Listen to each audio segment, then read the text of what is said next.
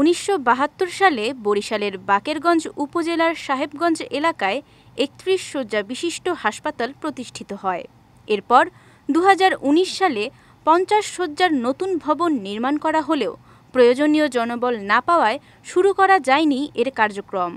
এছাড়া জরুরি চিকিৎসা সামগ্রীর অভাবসহ নানা সমস্যার কারণে প্রয়োজনীয় চিকিৎসা সেবা থেকে বঞ্চিত হচ্ছে উপজেলার প্রায় 5 লাখ মানুষ। আল্ট্রাসাউন্ড মেশিন আর এক্স-রে মেশিন প্রায় 4 থেকে 5 বছর যাবত তার অধিক হতে পারে নষ্ট হয়ে পড়ে আছে। মাঝে আল্ট্রাসাউন্ড মেশিন একটু ঠিক করার পরে কিছুদিন ভালো ছিল, আবার নষ্ট হয়ে গেছে। আমাদের যদি এই দুইটা মেশিন হইতো তাহলে আমরা আমাদের রোগীদের আরো ভালোভাবে সেবা দিতে পারতাম।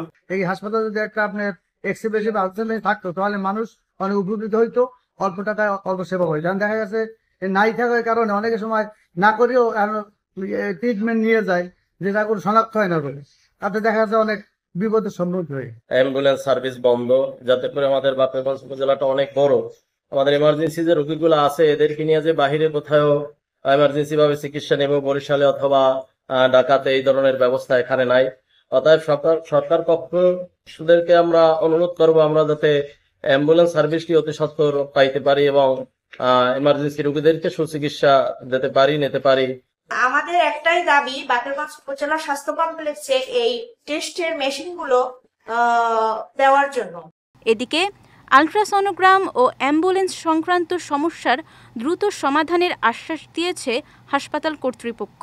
আমাদের অ্যাম্বুলেন্সটি এর আগে বরাদ্দও ছিল না, তেলের বরাদ্দও ছিল না এবং ড্রাইভারও ছিল।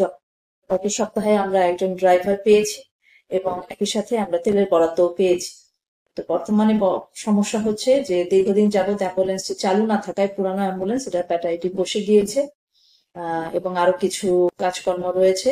আমাদের ড্রাইভার গত পরশুদিনই এটার জন্য মেরামতের জন্য যা যা প্রয়োজন সেটার জন্য চাহিদা দিয়েছে, আমরা অনুমোদন করে ফেলেছি। আশা করছি যে হলো গিয়ে আগামী 10 থেকে 12 দিনের মধ্যে, খুব অল্প সময়, আমাদের সর্বোচ্চ চেষ্টা থাকবে যত অল্প সময় মেরামত কাজ সম্পন্ন করে আমরা অ্যাম্বুলেন্স সার্ভিস চালু করার জন্য আশাবাদী এবং সর্বোচ্চ চেষ্টা করব।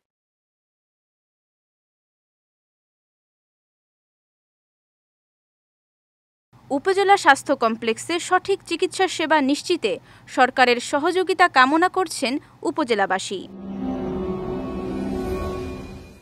বিজয় টিভি নিউজ ডেস্ক।